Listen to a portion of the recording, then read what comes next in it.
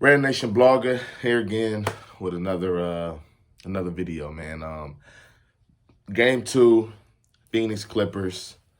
I'm happy as hell because the Rockets got the number 2 overall pick. Landed in the top 4. That means our pick did not go to OKC. Thank you.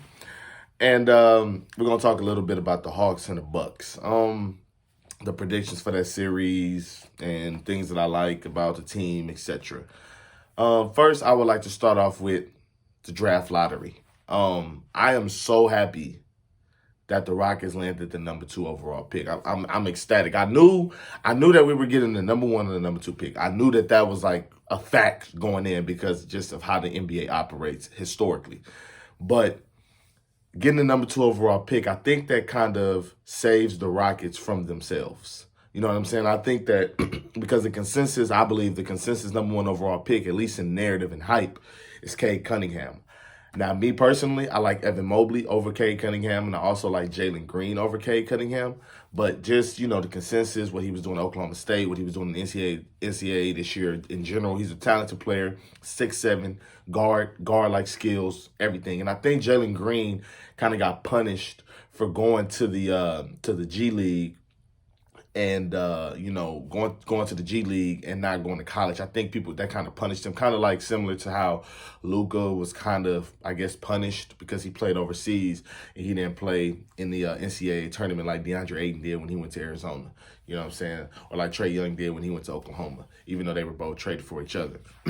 But I really thoroughly just love that the Rockets got the number 2 overall pick. I feel like having Christian Wood on his team already at the 4, having Evan Mobley on the team already at the 5, I feel like those are things that are like no other team in the NBA can match because you got 2 bigs that can both interchange from the 4 and the 5. You got 2 bigs that don't need the ball to dominate and score. You got 2 bigs that can play pick and roll. You got 2 bigs that can play pick and pop. You got 2 bigs that can rebound. You got 2 bigs that can dribble the length of the floor and create and finish. You got 2 bigs that can knock down free throws. You got 2 bigs that can rim protect and also defend on the perimeter. Like, these are the things that I like about Evan Mobley, and we saw flashes of it last season with Christian Wood before he hurt his ankle and he missed like 20 or something games and the Rockets lost 20 in a row.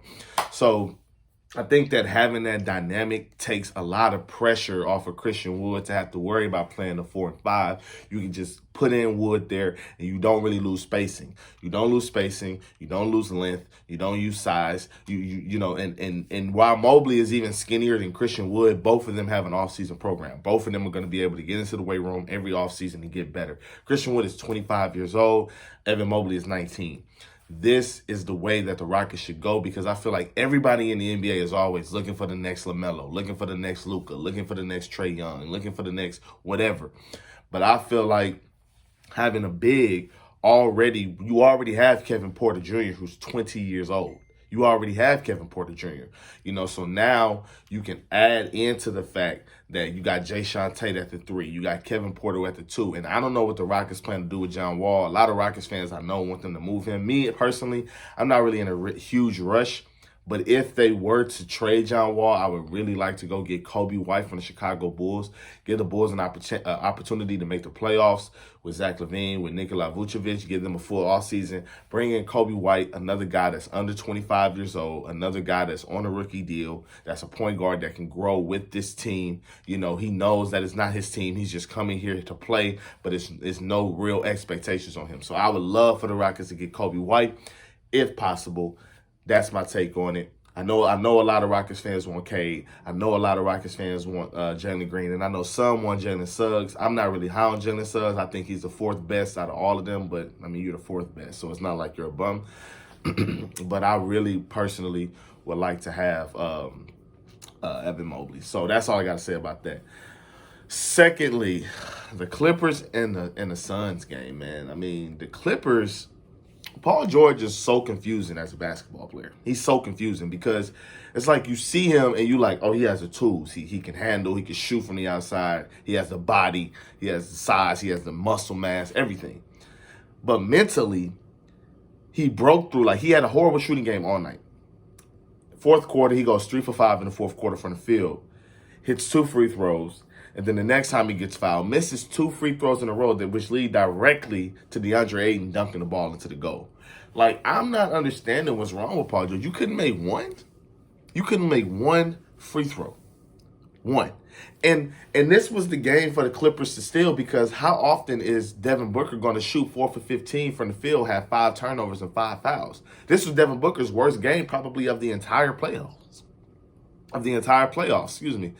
And Devin Booker is not going to play like that again. And Chris Paul might come back in game 3. He's for sure going to come back in game 4. This isn't like the other 2 series when the Clippers went down 2-0, but they still had a healthy Kawhi. This isn't like that. Kawhi's not coming back. You feel what I'm saying? So it's just going to be Paul George. It's just going to be Reggie Jackson. And I don't know. I think the Clippers are done. I think they're cooked. I could look silly, and I could be here talking about, hey, the series is tied 2-2 in a few days.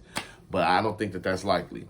I would like to talk about Cameron Payne. Cameron Payne, I don't know what to say. Cameron Payne has redefined his image.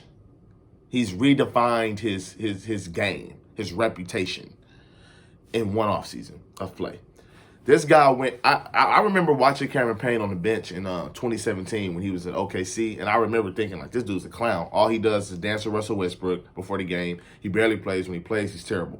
You know, and a lot of people tried to dunk on the Chicago Bulls because they had Cameron Payne, and one of the coaches said he was like one of the worst players they'd ever seen or something like that, something of that nature. And they trying to dunk on him. But Cameron Payne legitimately was one of the worst players in the NBA. Legitimately. You know, not at his position in the NBA overall. He was one of the worst players in the league. And for him to have a turnaround like this, 29 points, 9 assists, 2 steals, knocking down big shot after big shot, making play after play, making pass after pass. This is amazing.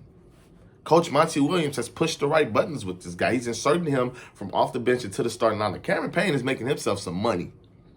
He's making himself some cash. And he's going to cash out. Phoenix not going to be able to keep him. They're not going to be able to keep him. And if they keep him, they're going to have to give him a bigger role. It's not going to happen. I don't know where Cameron Payne is going to land, but I'm thoroughly impressed with him. Salute to that young man. On to the Hawks and the Bucks.